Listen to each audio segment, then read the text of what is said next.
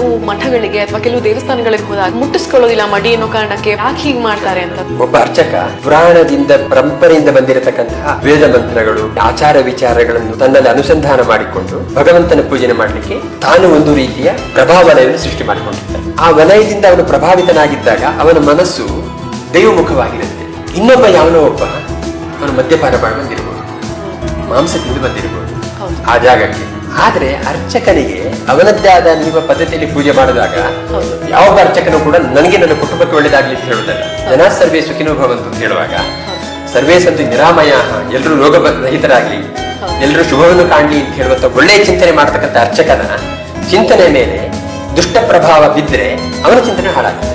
ಸರ್ವೇ ದಿನ ಸುಖಿನೋ ಭವಂತು ಪ್ರಾರ್ಥನೆ ಮಾಡಬೇಕಾದ ನಾನೇ ಸುಖವಾಗಿ ಇಲ್ಲದಿದ್ರೆ, ನಾನೇ ಯಾವುದೊಂದು ಕೆಟ್ಟ ಪ್ರಭಾವ ಒಳಗಾದ್ರೆ ನಾನು ಇನ್ನೊಬ್ಬರಿಗೆ ಪ್ರಾರ್ಥನೆ ಮಾಡ್ಲಿಕ್ಕೆ ಆಗುದಿಲ್ಲ. ಮನಸ್ಸು ಕೆಟ್ಟದಿರುತ್ತಾಗ ನಾನು ದೇವರಿಗೆ ಒಳ್ಳೆಯ ಸಮರ್ಪಣೆ ಮಾಡ್ಲಿಕ್ಕೆ ಬರುವುದಿಲ್ಲ, ಒಳ್ಳೆಯ ಭಾವನೆಗಳನ್ನು.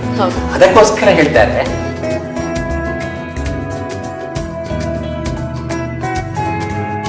ಈಶ್ವರ ಗಣೇಶನ ತಲೆಯನ್ನ ಕತ್ತರಿಸ್ತಾರಲ್ಲ, ಆ ಕತ್ತರಿಸಿದಂತ ತಲೆಯನ್ನ ಇವತ್ತಿಗೂ ಕೂಡ ನಾವು ಈ ಒಂದು ಜಾಗದಲ್ಲಿ ನೋಡಬಹುದು. ಯಾವ್ದಾ ಜಾಗ? ಇದೊಂದು ಪಾತಾಳ ಗುಹೆ. ಸುಮಾರು 160 ಮೀಟರ್ ಉದ್ದ ಇದ್ದು 90 ಮೀಟರ್ ಆಳ ಇದೆ. ನಮ್ಮ ಮಹಾಶಿವ ಗಣೇಶನ ತಲೆಯನ್ನ ಕತ್ತರಿಸಿದ ಮೇಲೆ ಆನೆ ತಲೆಯನ್ನ ಜೋಡಿಸ್ತಾರೆ. ಆದ್ರೆ ಆ ಕತ್ತರಿಸಿದಂತ ತಲೆಯನ್ನ ಈ ಗುಹೆಯೊಳಗೆ ಇರಿಸಿದ್ದಾರೆ ಅನ್ನುವಂತ ನಂಬಿಕೆ ಇದೆ. ಇನ್ನು ಈ ತಲೆ ಏನಿದೆ ಅದನ್ನ ಇವತ್ತಿಗೂ ಕೂಡ ನಾವು ಅಲ್ಲಿಗೆ ಹೋದಾಗ ನೋಡ್ಬೋದು.